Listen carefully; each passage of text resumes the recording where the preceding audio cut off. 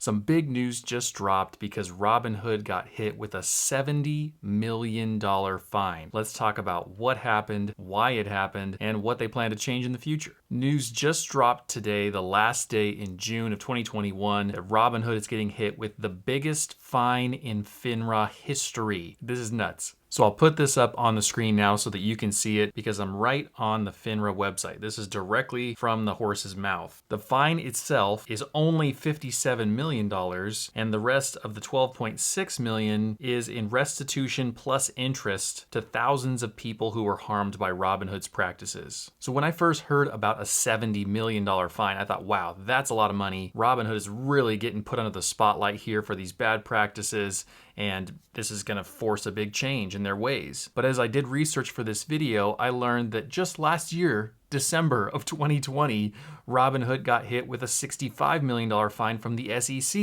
And if we look at this article from December 17th of 2020, it was for similar reasons as this fine. Oh my goodness. So this last one was between 2015 and late 2018, and Robinhood made misleading statements and omissions on its website in response to customer questions about its latest revenue source. So because Robinhood was not honest about how they made money, they got to keep more of it. So that was just 6 months ago. They got their hand slapped. Hey guys, you're under the spotlight. You shouldn't do this kind of thing. And what do? Get hit with another fine. This wasn't something they were necessarily caught off guard by because they had earmarked something like $20 or $25 million for this fine. So they knew it was coming. They were kind of planning on it. And they knew that they'd already made a mistake and it was time to pay the piper. So what exactly did Robinhood do to deserve the biggest fine in FINRA history? First, they communicated false and misleading information to customers. Now, if that was me selling you a bottle of water claiming it was spring water and really it was just like recycled water from the city, that's one thing. But when it comes to people's finances, that's a fairly serious allegation. It says here in this article that the false and misleading information concerned a variety of critical issues, including whether customers could place trades on margin, how much cash was in customers' accounts, how much buying power or negative buying power customers had, and the risk of loss that they faced. So these are pretty critical things that people really need to know, and this is riskier stuff. So this isn't something that a lot of average investors may have kind of encountered. This is something that's another level of risk over and above just like buying a company's stock that you think is going to go up. Nevertheless, these kinds of trades have become more and more popular, so more and more kind of average uneducated people have gotten into them, and having this kind of misleading information is a huge problem. The most tragic example of this was a Robinhood user who actually took his own life in June of 2020. And this is a horrific thing. This should not have happened, and Robinhood isn't 100% to blame for that, obviously, but they have an obligation to give people accurate information about their accounts. That young man thought that he was underwater by over $700,000, and that was just too much to take, and it turns out that that information wasn't even accurate. And overall, because of Robinhood's misstatements, people had over $7 million in losses. And as part of this particular settlement, Robinhood has to repay those people. The second thing FINRA found is that Robinhood was authorizing people to do options trading without the proper checks to make sure that they should be allowed to do options trading. Robinhood, instead of checking these people really deeply, they relied on algorithms. And obviously, they had to choose how to program the algorithms to allow people to be in or out of options trading.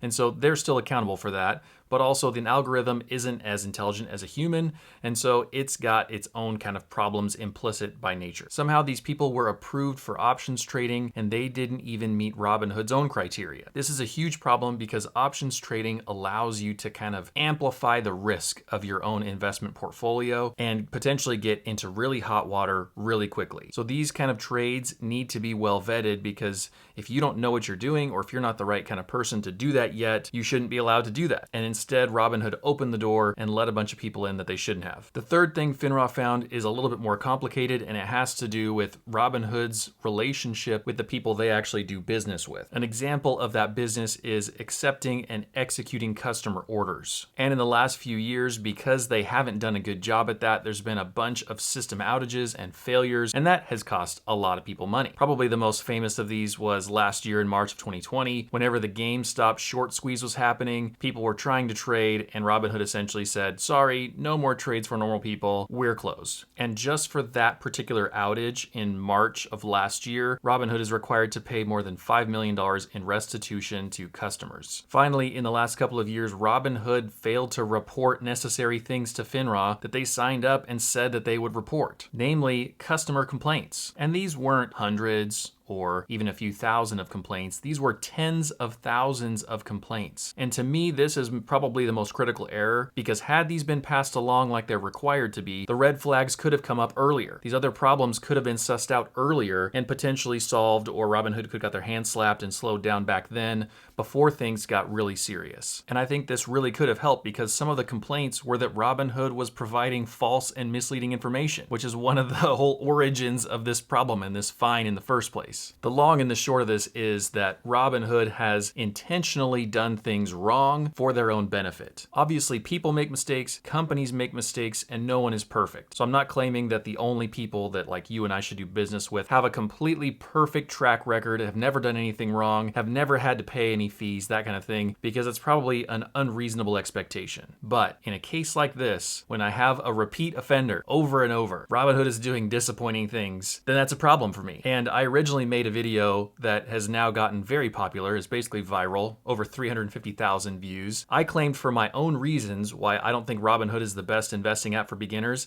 and it had nothing to do with any of this. It had nothing to do with misleading information or failure to report stuff or showing the wrong account balances or anything like that. Obviously, those are massive problems. My problem was just in the design of the app. I thought that it didn't actually help you make good decisions. I felt like it was kind of urging you towards bad decisions. So that was enough reason for me to not recommend it. But obviously, things like this are yet another reason to kind of steer away from the app. So all that being said, I'm still using the app technically, hypocritically, because I'm doing an experiment where I threw darts at a dartboard to see if that kind of investing strategy, the lack of any strategy, would be better or worse than just choosing a simple index fund. And it only seemed fitting to use Robinhood to invest in that way. So I technically have $1,000 still in Robinhood, but everything else that I do is outside of Robinhood. Particularly my favorite right now is M1 Finance. That's where most of our current investing money is going. And otherwise, I keep using Vanguard, Acorns, and a couple of others. So what's Robinhood's response to all this? Because they're clearly having to be a part of this discussion. They're under fire. What do they say? Well, on Robinhood's own blog, they kind of confront the situation, and they title this, Meeting Our Responsibilities to Customers. In response to getting a karate chop in the neck from FINRA, they have expanded customer support. So essentially, they're hiring more people to allow you to talk to them and complain. They've enhanced in-app educational resources. So they give you a little bit more information to hopefully educate you, because we all need that. That's why I make videos. We need to understand how these things work. So they're providing that in-app. Then they say they've strengthened the supervisory structure. And in doing that, they specifically mentioned the March outages from last year in 2020. So they're trying to make their system a little bit more resilient so that doesn't happen again. They're trying to improve their customer communication by giving you more accurate information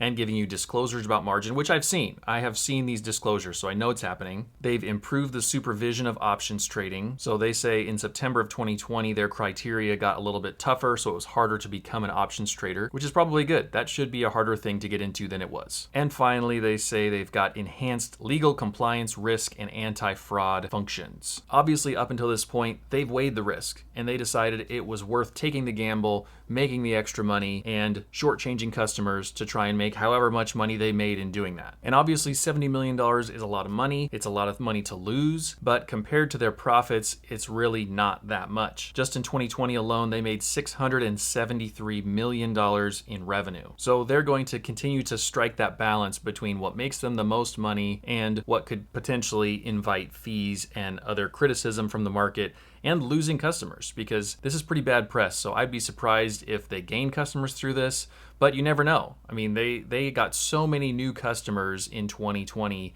even despite the whole GameStop fiasco, that maybe it didn't even hurt them that bad. I'm just reading articles from the internet, and this is not financial advice. I'm not reporting any of this because I'm just taking stuff from FINRA's website, from Barron's, from CNBC, and from wherever. So I don't really know the depth of what's happening and the significance of that on Robinhood's business or anybody else's. But it seems like a fairly big deal to me that Robinhood has been getting hit with these fees, and I wanted to make sure that you knew about it and you had the facts. So I'll put the articles that I referenced in the description so that you can find find them really easily, and you can read them for yourself. Significantly, Robinhood didn't admit or deny the charges. They consented to the entry of FINRA's findings. I'm not a lawyer. I don't know exactly what that means, but you already know how I feel because you made it this far. And thanks for watching. Thanks for being this far. I have a bunch of interesting videos slated for the future, so stay tuned, be subscribed if you're not already, and I'll catch you on the next one. Bye.